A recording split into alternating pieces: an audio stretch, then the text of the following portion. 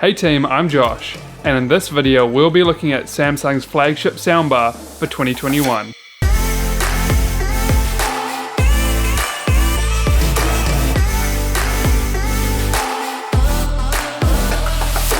This is an 11.1.4 channeled soundbar. You've got 7 horizontal and 2 upward firing speakers in the bar, as well as the front, side and upward firing channels on each of the rear speakers.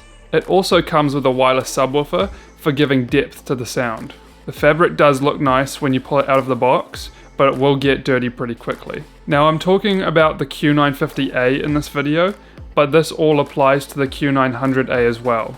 The only difference is the Q900 doesn't have the rear speakers, so it's a 7.1.2 channeled soundbar. It's about the width of a 55-inch TV, so I wouldn't go pairing it with anything smaller than that, otherwise the soundbar will dwarf your TV and probably cost a lot more than it too. The soundbar has one HDMI eARC port, 2 HDMI ins, which are both 2.1 enabled, as well as an optical and USB ports. It comes with a wall mounting bracket for the main bar, but not the rear speakers. If you want to mount those, you can use the 1/4-20 thread on the back of it paired with a universal mount. I've used those on multiple occasions for customers and they turn out quite nice. I'll leave a link down in the description for you to check that out.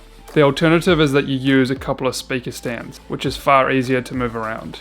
I'm working on a video at the moment of best rear speaker stands for soundbars, so look out for that soon. The remote is nice and has all the important buttons on it and nothing more. Now comes my first con of this bar. Samsung keeps putting the screen on top. All of the lower models and most other soundbars have the screen facing forwards, which is far better when you're trying to see it from your chair. But with having it on the top, it means that every time you want to change the channel level, you have to go up to the bar and look down on top.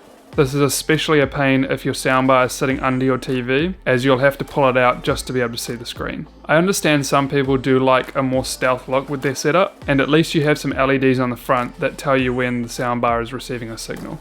A small screen in the front for future generations would be very helpful, Samsung. If you're pairing this with a Samsung TV, then the volume comes up on the screen anyway, so this is less of an annoyance. Movies sound amazing. The bass is deep and punchy, and the bar has a really wide soundstage. Dialogue is really easy to hear, even when the music is louder. From the get-go, I'd suggest turning up the center channel, as it helps even further with voices. My dad had the JBL 5.1, but he swapped it out for this soundbar because he knew he could change the center channel. That one feature of being able to fine-tune the sound sold him on the upgrade, and he's been happy ever since. When watching Nobody and Fast and Furious, I turned the subwoofer volume up to max. I could really feel every explosion, and I've got no complaints in this area. If your TV doesn't have an eARC port, then you can plug an Apple TV or other streaming box that has Dolby Atmos enabled directly into the bar. This will give you the best movie watching experience. If you have a look at the top screen, it will let you know when it's playing Dolby Atmos content.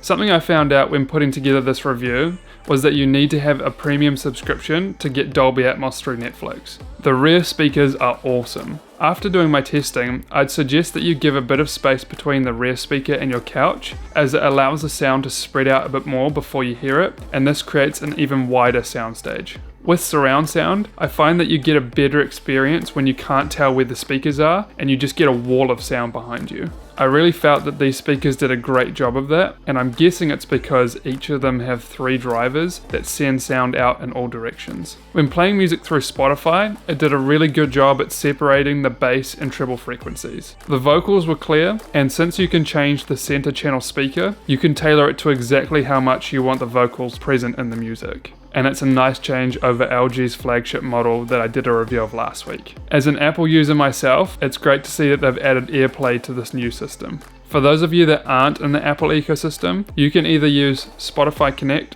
or Bluetooth to play music directly to the soundbar. Alexa is also available, so you can just use your voice to start playback from a variety of different services. Q Symphony is Samsung's way of joining its TV speakers with the soundbar to create an even wider soundstage. In my testing, I had issues with echoing problems from the Samsung Q950A, so I didn't really bother with it anymore. The soundstage from the soundbar alone is wide enough for my liking. Tap sound is another feature that Samsung have kept from last year's soundbar. For those of you with a Samsung phone, you can just tap the bar, which creates a Bluetooth connection between the two devices, so whatever music was currently playing on your phone can now be sent through the soundbar.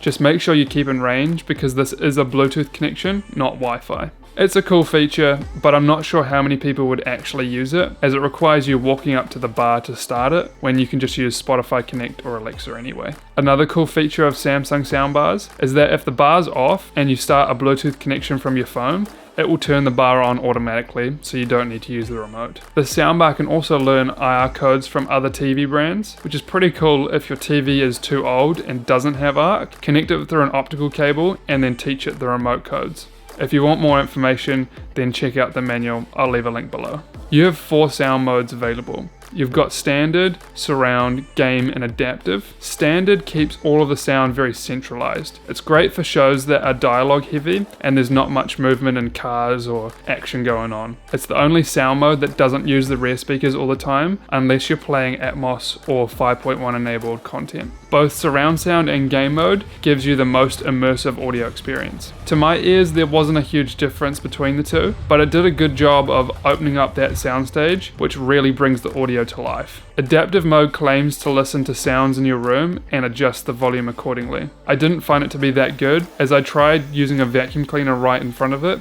and it didn't change the volume at all. I know that everyone's rooms are different, so just see how you go with that one. Not many things have changed in the SmartThings app. You can change sound modes, bass and treble equalizers, subwoofer level, and start an auto EQ. I don't understand why Samsung doesn't allow us to change individual speaker levels, as that would really help with the issue of having the screen on top. I think a big part of having app support for a soundbar is so that you can change those kind of settings, from the comfort of your own chair. Please Samsung, add this feature to your app. You can also turn on speech and bass enhancement, as well as night mode, which kills a lot of the bass for when people are sleeping. I had a weird issue when using bass enhancement. When I would turn it on, for some reason it would kill all of the rear speakers, and then I would turn it off and the rear speakers would come back on again. I'm not sure if any of you have had this issue before, but hopefully Samsung will get a hold of it and fix it in a future firmware update. So where does this leave us? Should you buy the soundbar? I've really enjoyed using this bar, and all the customers I've sold this to